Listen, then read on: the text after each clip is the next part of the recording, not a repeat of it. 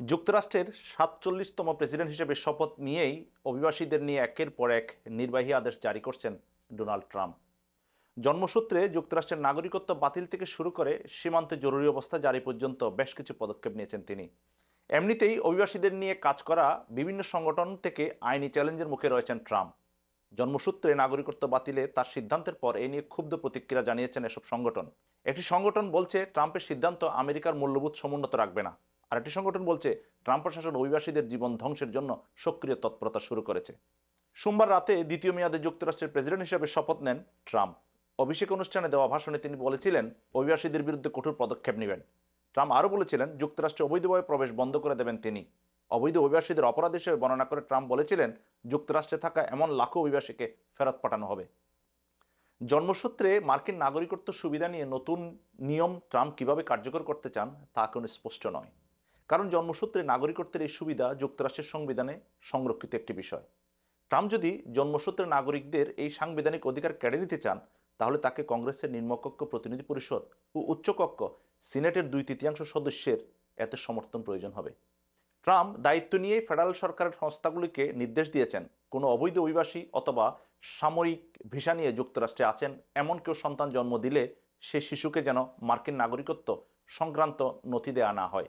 ট্রাম্পের এমন সিদ্ধান্তের তাৎক্ষণিক ক্ষুব্ধ প্রতিক্রিয়া জানিয়েছে অভিবাসীদের নিয়ে কাজ করা সংগঠনগুলো। তারা বলছে ট্রাম্পের এই আদেশ অসাংবিধানিক। ট্রাম্প দায়িত্ব নিয়ে ফেডারেল সরকারের সংস্থাগুলিকে নির্দেশ দিয়েছেন কোনো অবৈধ অভিবাসী অথবা সাময়িক ভিসা নিয়ে যুক্তরাষ্ট্রে আছেন এমন কেউ সন্তান জন্ম দিলে সে শিশুকে যেন মার্কিন নাগরিকত্ব সংক্রান্ত নথি দেওয়া না হয়। ট্রাম্পের এমন সিদ্ধান্তের তাৎক্ষণিক ক্ষুব্ধ প্রতিক্রিয়া জানিয়েছে অভিবাসীদের নিয়ে কাজ করা সংগঠনগুলো। তারা বলছে ট্রাম্পের এই আদেশ অসাংবিধানিক। ট্রাম্প এই নির্বাহী আদেশ স্বাক্ষর করার পরপরই আমেরিকান সিভিল লিবার্টিস ইউনিয়ন নামের একটি সংগঠন জানিয়েছে ট্রাম্প প্রশাসনের এমন আদেশের বিরুদ্ধে তারা মামলা করবে। সংগঠনটি এক বিবৃতিতে বলেছে যুক্তরাষ্ট্রে জন্ম নেওয়া শিশুকে নাগরিকত্ব না দেওয়ার আদেশ শুধু অসাংবিধানিক নয়, একই সঙ্গে তা আমেরিকার মূল্যবোধের বেপরোয়া নির্মম প্রত্যাখ্যান।